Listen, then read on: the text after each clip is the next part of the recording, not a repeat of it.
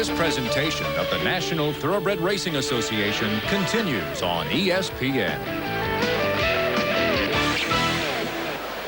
Well, welcome back to Belmont. A reminder that on Tuesday at 2 o'clock Eastern, you can see Wire to Wire, popular racing show.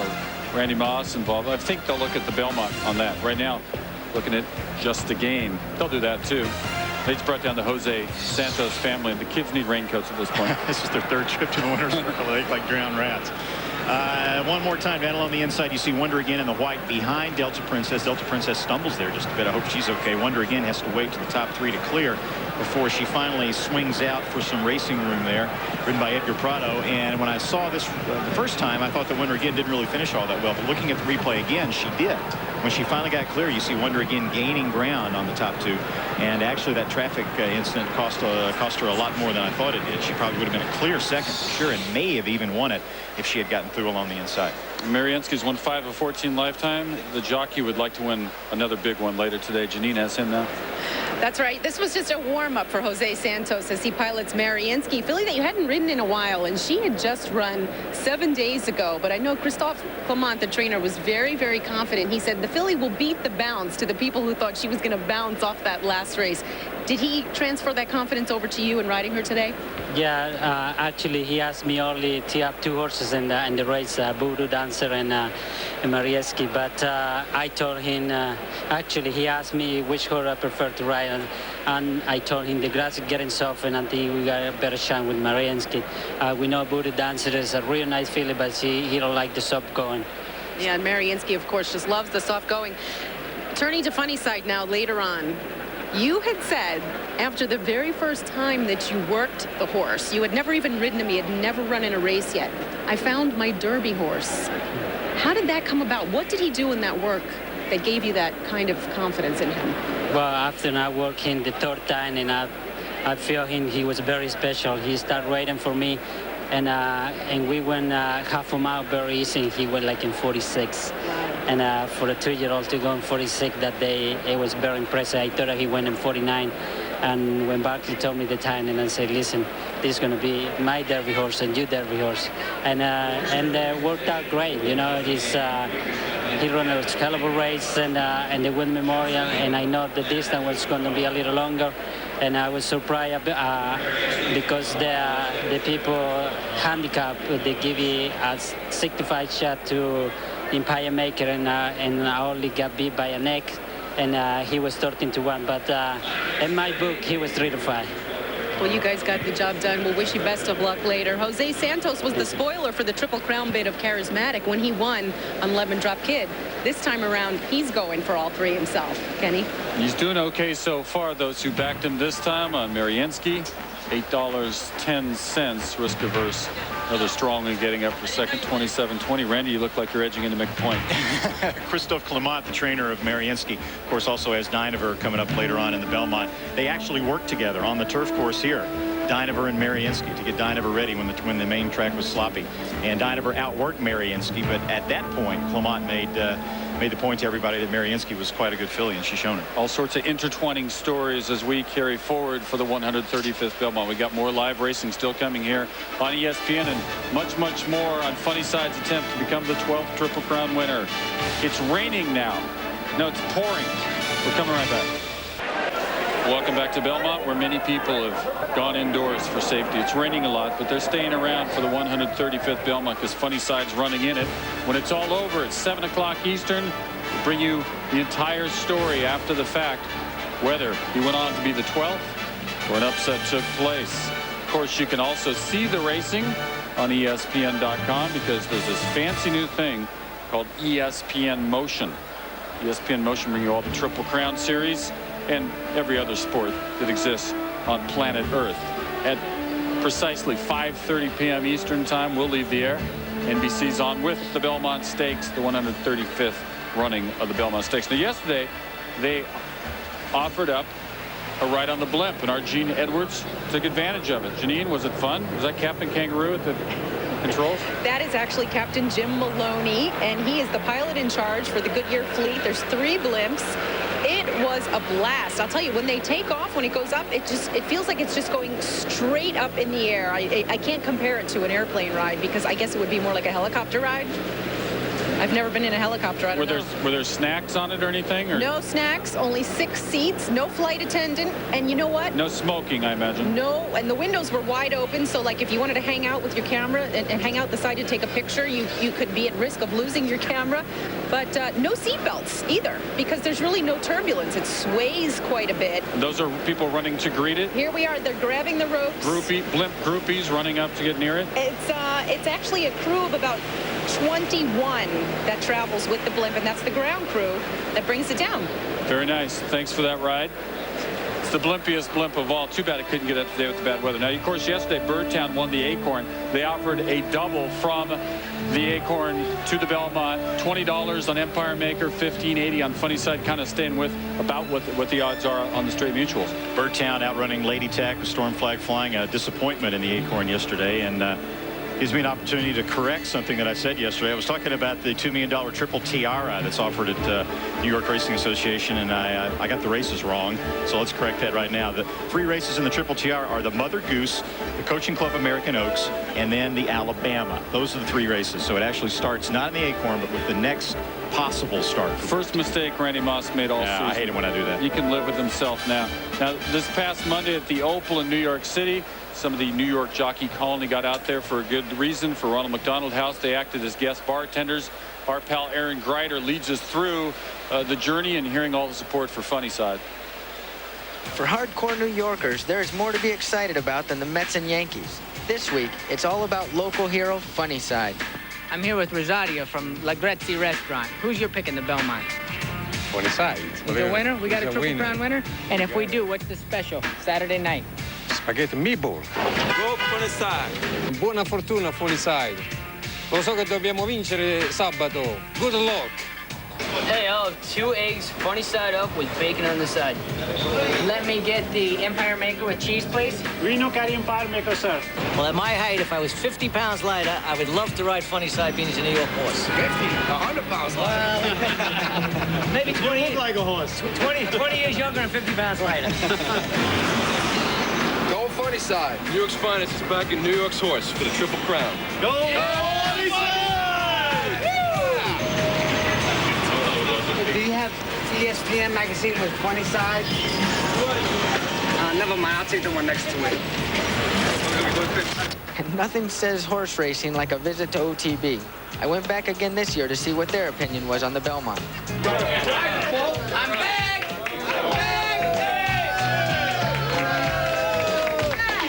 Who you like in the Belmont? Funny Pie. Do you think Empire Maker will come back and make the difference up? Or do you like Funny Side? Funny Side. Excuse me, folks. This is the owner of Funny Side. This is Jack. Funny Pie. Would this be him? Yeah. I'm going to ride Funny Side. You don't look like Jose Santos to me. Oh, forget about it. Whether I don't look at him or not, I'm going to ride Funny Side. Once again, the NTRA hosted their annual charity event featuring bartending jockeys and some real New Yorkers. The auction sales topper was an autographed picture of the cast of The Sopranos. It's framed in Goomba gold. Here we go. Let's start at $200. Who's got 200? Hey, 300, 300, 400, 500. Who's got 600? Let's see. Come on now. 700 in blow. $1,000. I'm in with the strength. Thank you very much, Ronald McDonald House. Appreciate your support. And after the auction, I ran into a friend of mine who ran into me. What do you like in a Belmont? Like Empire Maker. No, it's Funny Side. You're under arrest, buddy. You got the right to remain silent. Your sake will be held against you to court. You understand these rights? Go Empire Maker. I'm going to be there when he makes history. The horse ain't bad. No balls and all. The horse ain't bad at all. He's in the zone. You cannot beat a horse that's in the zone. You don't have to beat Empire Maker. Empire Maker can't beat him. The horse is in the zone. You know that the Sopranos are with you? Any body parties you guys while you're in the stable, let me know. All right. Appreciate it. Aaron Greider voicing his support for Empire Maker. And in fact, kind of a story that got lost in those, he almost rode him for a race. Remember when Frankel wanted to get that extra prep and he's going to run him over at Monmouth? Yeah, Aaron Greider's been helping out, getting on Empire Maker every now and then for Frankel here at Belmont. And Frankel was going to run him in the Jersey Derby. He was toying with the idea because the track was, it's been not just today, but for the last few weeks, it's been a lot of rain. He worked on the turf instead of going to that race. Exactly. Right? When they opened up the turf course here, he just decided to scratch from the Jersey Derby. So Aaron lost the chance to actually ride him in a race. No, right now the players think Aaron's wrong and Frankel's wrong because Funnyside's 4-5 at the moment with still a couple hours going forward to the race. Here's how the odds-on horses have done in the past. Not too shabbily. Secretariat Bull, Forbes, Seattle Slew Affirm. The 3 Triple Crown winners in the 1970s. All were odds-on favorites in the Belmont. Overall, 12 for 30. We're going across the pond for some racing. That's coming next. A Derby, kind of going back in time, but Randy will explain because he knows all 20 horses individually. Going to the Epsom next.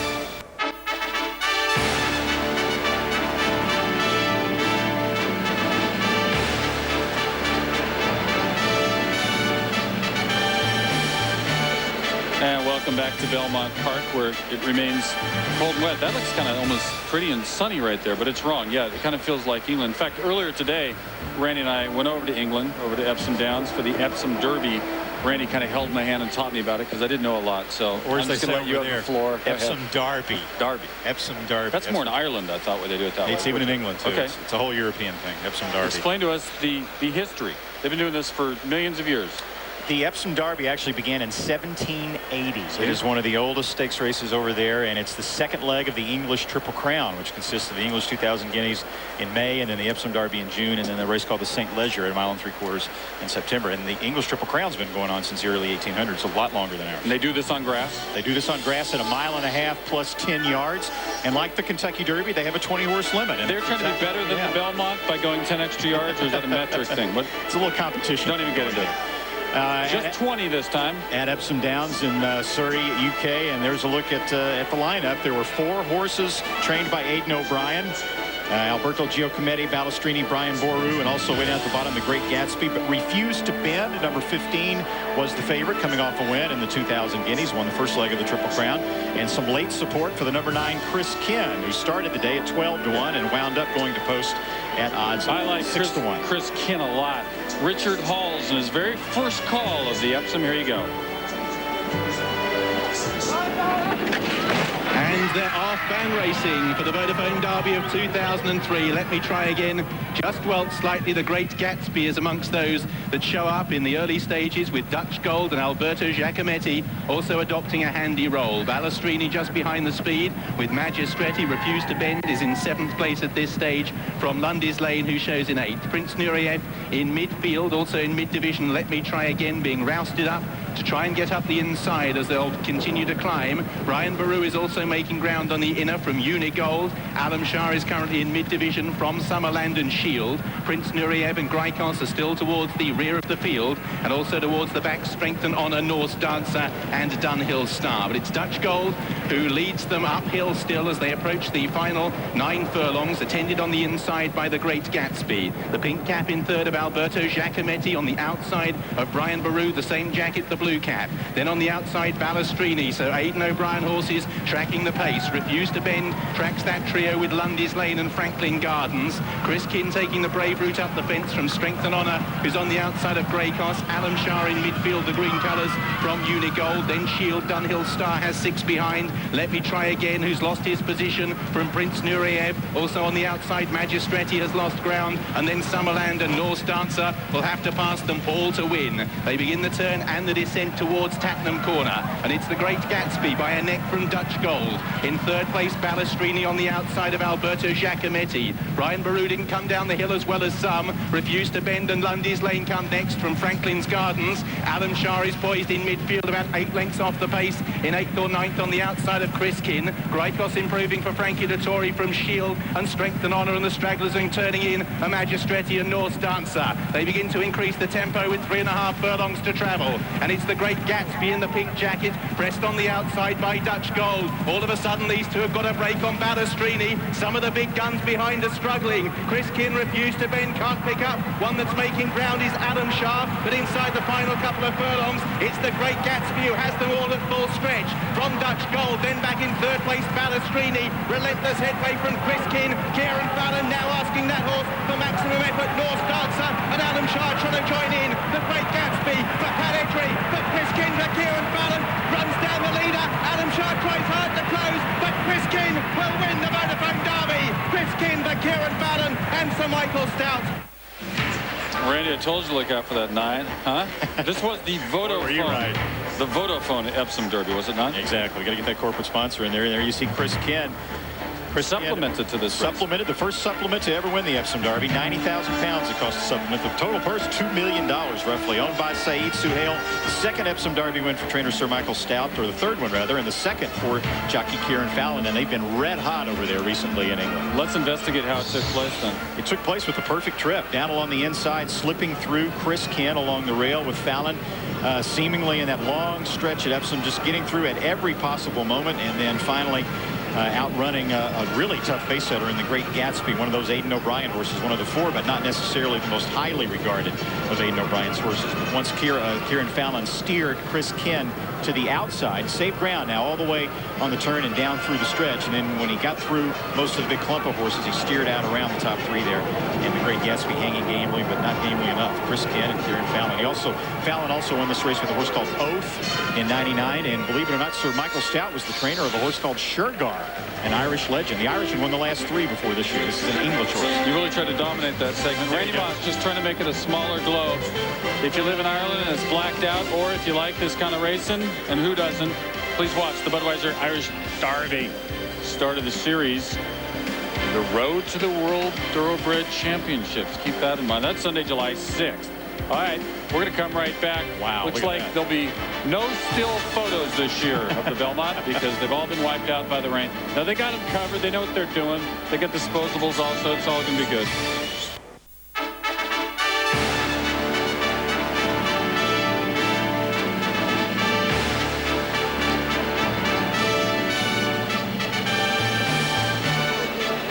Welcome back to Belmont, where we could have a champion in horse racing, could have a champion in ice hockey real soon here. Like tonight, 8 o'clock, Devils and the Mighty Ducks, presented by Nextel. That's coming on ABC at 8 o'clock Eastern. Sticking with what we got in front of us. 9th race coming up. The featured race, of course, the Belmont, the 11th race. A little ways away still. Dynaver is one that a lot of people, you know, they talk about who they call it the smart horse or the wise guy horse, whatever. But just sort of the late runner that all of a sudden gets late support. And Dynaver would be the one, would you not agree, for the Belmont? Yeah, I think so. A lot of really interesting things about Dynaver. I mean, he's facing in the Belmont by far the toughest competition he's ever faced, and he's very lightly raced. And his numbers aren't so great. His numbers aren't that great, and I'm a numbers guy ordinarily, but this is the kind of horse that visually he's been very impressive. We saw him in the Aventura. We saw him again in the Lone Star Derby that we showed on Wire to Wire, and we have the visuals to prove that. We do, and he is the way he wins his races is what really is eye-catching. He's never been on an off-track before. We'll find that out today. But this is Dynaver in the Aventura Stakes at Gulfstream Park. That's a horse called Super Blitz, who ran in the Kentucky Derby with Rosemary Hohmeister, who actually put a neck in front of Dynaver, caught Dynaver, passed him, and then Dynaver with Edgar Prado just kicked into another gear when he was challenged like that. Look at the stride. Look at the length of that stride, just drawing off, seemingly winning for fun. And then in the Lone Star Derby, Dynaver is back mid-pack early in the race, saving ground down along the inside. You see it's a big field. It's a 12-horse field at Lone Star. And the size of that field really came up to bite Dynaver at about the quarter pole. Look at that. He's buried behind horses. Blocked twice in the stretch. Blocked twice. And Prado was just sitting there waiting for any kind of a seam to open up. Now, granted, these weren't Triple Crown caliber horses in front of him. But look at that. I mean, he goes from about 7th or 8th to 1st in less than a 16th of a mile with long strides. His pedigree says he should go a mile and a half without any problem. And those 2 races are the reason why a lot of people out there believe that Dynaver has the stuff to upset Funnyside. Hank Goldberg, are you one of those people? Well, I'm not sure how he's going to handle the track either, and I'm not sure that he has enough experience against this kind of competition. But I do remember when Edgar Prado took off Take Charge Lady to ride Dynaver in the Aventura Stakes, that attracted attention. Also, remember this horse didn't start until February, and Christophe Clement has pointed this horse exclusively toward the Belmont. His schedule was Aventura, then Lone Star Derby, then Belmont. He felt he was a Belmont horse right along. He certainly has the breeding for it. How he handles the track, we'll just have to wait and see. But this is the race that they've planned for since February. Hank's point is noted here that everyone's looking at Funnyside trying to complete the deal, but winning the Belmont's a big deal. Everybody else had plans. These guys had a specific plan to try to get to this race. These are some Belmont winners who weren't in the Derby or the Preakness at all. Sarava being one of those. And look at the ones who spoiled Triple Crowns. In 1979, Coastal spoiled Spectacular Bid. In 81, Summing spoiled Pleasant Colony. In 2002, Sarava spoiled, of course, War Emblem. And you know, that's the kind of thing they're hoping for today. And certainly he's the kind of horse that a sloppy track would be a concern about, because he's going to come from behind and take some mud in his face, and he's never seen that kind of condition before. Here's what the people think. Empire Maker 7-2, quite a value. Still, Funnyside, it's pretty much stayed about where it was, what, an hour, 90 minutes ago, where we said either it's going to change or it's going to start to reflect what it's going to end up. There'll still be some slight variations, but I renounce Supervisor's 11-1 still. I don't know, where's that money coming from? To have him at 11-1 and then Dynaver and 10 Most Wanted each at 7-1 kind of boggles the imagination there. Well, we had to pick one too. There's only 6 for a Bud long shot, so it's a middling long shot. I mean, long shots in my mind are 20-1 and higher, but you chose one that was not. Right, we chose one that was not, and he's a nice 7-1 on the board right now.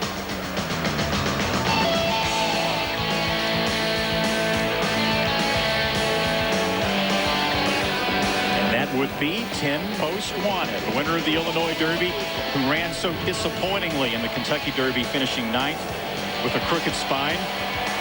There's 10 Most Wanted leaving the starting gate there, and you see he didn't really get out all that well. That scrimshaw to his outside, they bump a little bit, not as much as was advertised, and you see Pat Day have to snatch up 10 Most Wanted a little bit. I mean, right there he looked okay, but coming down the stretch he didn't. Horses were flying by him on the outside.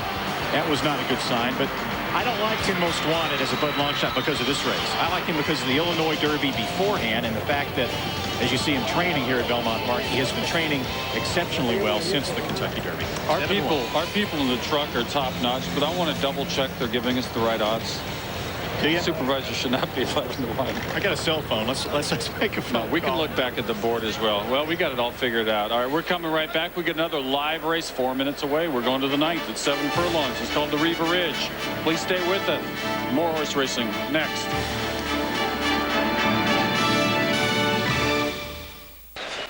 Hey, we're back here at Belmont in advance of the Belmont Stakes. We got the Riva Ridge. It's a grade 2, 7 furlongs, 19th time they're going to run that thing. Setting up this race right now, looking at the field for this one.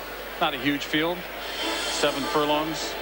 This, of course, is part of the sprint division, Randy, is it not? Getting forward to the World Thoroughbred Championships held out at Santa Anita at the Oak Street meet.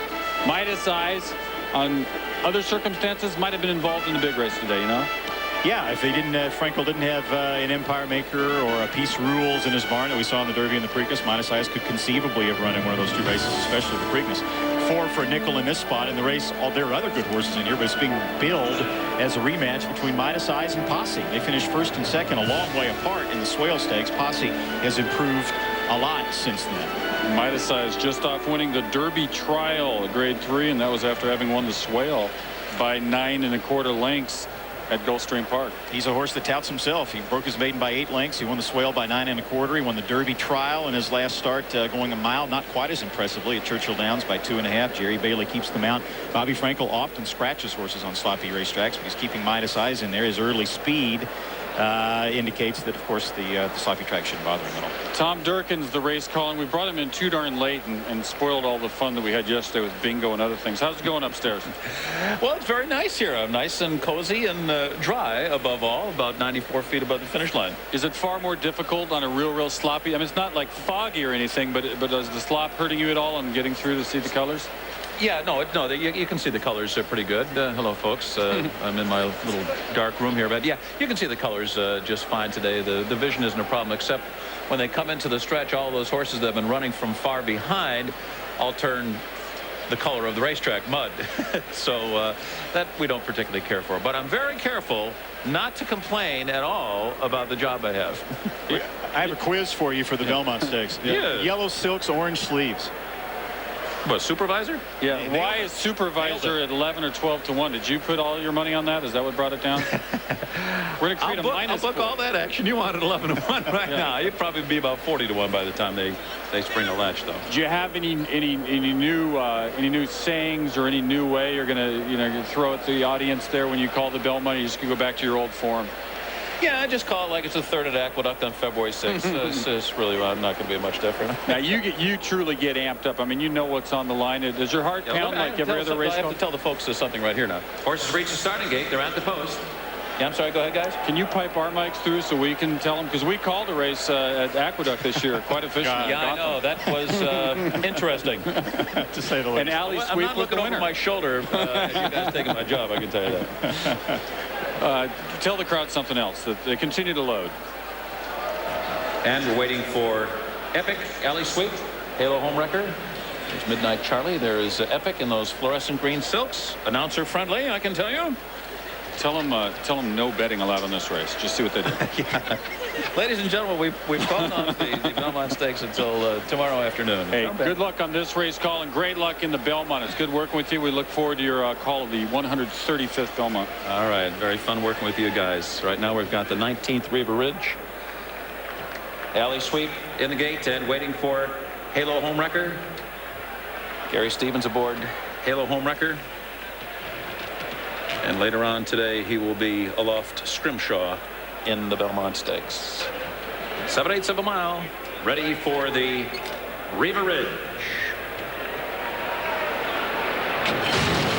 And they're off. Midnight Charlie fires right out of there, out after the early lead. Midas Eyes was away good too, but the fastest of them all is Bishop Court Hill.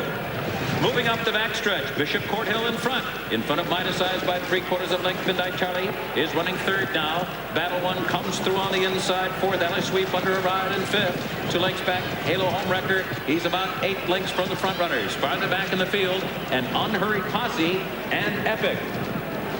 The field rounding the far turn now. The quarter went in 22 1/5 seconds. Bishop Court Hill still fending off Midas Eyes. The lead remains 3/4 of a length. 3 lengths back.